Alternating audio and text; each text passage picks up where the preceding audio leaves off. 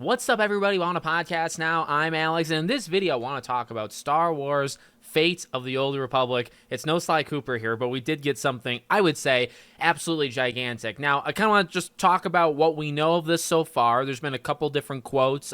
One comes from Casey Hudson, of course, right? But one thing I want to focus on, and I want to kind of start the video off on, is this to me is your classic Marvel's Blade. This to me is your classic, maybe even at the time, Wolf Among Us or Mass Effect. And what do all these games have in common? Wonder Woman.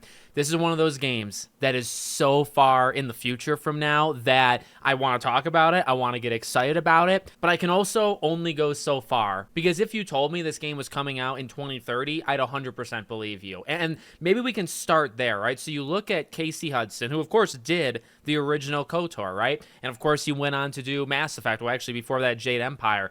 This is a guy who knows his stuff. This is a guy who's a legend in the gaming community, right? I feel very, very happy and very, very confident in his ability. Now, he was actually one of the minds around Anthem. You know, Anthem had some ideas for sure, but ultimately that was one of the biggest failures in all of gaming. So he's had some of the biggest successes of all time, and he also had one major, major mistake. Now, he actually had created his own studio and was working on his own game, and it was actually shut down, I want to say, November of 2024. Now, why is that important? Well, it leads directly to this, right? You see the trailer. It's about the excitement. It's about the name. It's about kind of setting the tone, which I think it does all those things really well, but it doesn't go, super, super in depth. And I wouldn't expect it to. It's a reveal trailer. But I imagine, considering this, I believe is a brand new team, kind of spearheaded by him. He's working with Lucasfilm, all that jazz, right? So he's got everybody around him, and they're building it from the ground up. But the way, that they talk about, his expertise and what, everybody's kind of looking for from this project, it comes across because it actually is, it's the truth. They've probably only been working on this game at max for a year. To be honest with you, he has a game and it gets shut down and he closes it, say, 13 months ago, right? How long between that and then being approached or pitching a Star Wars game or, going back kind of to where it started, right? How long does that take? Did he start making this game in March or April? And these are the things that, we don't need to spend the entire video or this entire time on it, but I do just want to throw that out there because I would not be shocked if you told me that he started this game in 2025. That is probably true. He probably started creating this game with a team of not that many people, I would imagine, this year. So while it looks great, and we'll talk a little bit more about some of the quotes that are coming out and what the game is actually about, because we have kind of a synopsis in that way, I do just want to make it kind of known that this game is forever away. This is the classic, hopefully not, it doesn't share the same fate as Wonder Woman, but it shares a lot of the same kind of ideas where you show the game and it's not coming out for 3 years if you're lucky, and that's if everything happens perfectly, right? More likely 4 years or even 5 years. Okay, so coming from IGN, Star Wars Fate of the Old Republic announced from former KOTOR and Mass Effect developer Casey Hudson, Game Awards. So in terms of the blurb, players step into the role of a Force user in a galaxy on the edge of rebirth. Star Wars Fate of the Old Republic will blend innovative storytelling, memorable characters, and heart-pounding combat for an unforgettable experience where every decision deepens the player's journey toward light and darkness. And then you get a couple quotes. Working on KOTOR was one of the defining experiences of my career, Hudson said.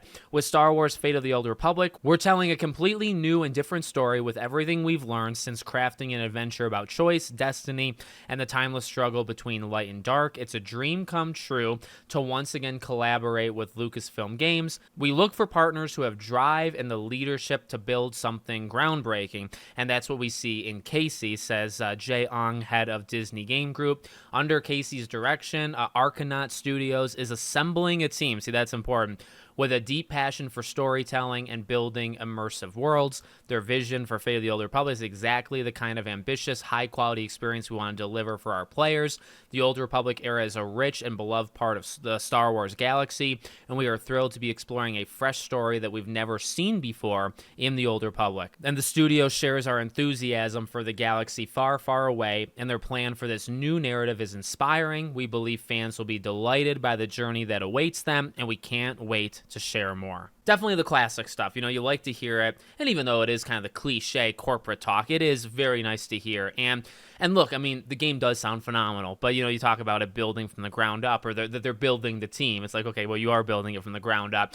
KOTOR is an incredible game. Mass Effects are an incredible game. And look, the best you can hope for is that they really do take all the knowledge, as they say, kind of the entire point. I really think a game like this kind of only happens because of Casey Hudson. Like, nobody else probably could get the pitch off the ground for them to even believe in it. This is a guy with so much experience and so much knowledge and growth over these last, 20 years, more than 20 years. So that's kind of the hope, as you take everything you've learned from Mass Effect. You think about how Exodus, right, is kind of like, okay, well, this would be what Mass Effect would do maybe now, right? It would maybe even beat out the next Mass Effect game.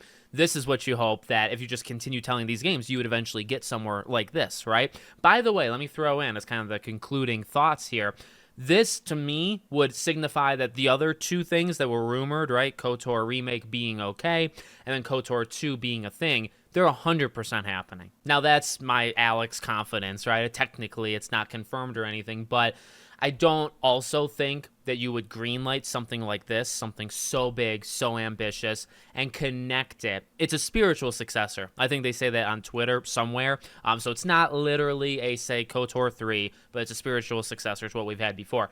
I don't think you do this and then at the same time come out a year from now and say, yeah, we're not going to do the second one, and then the first one's dead. We're not going to bring it back.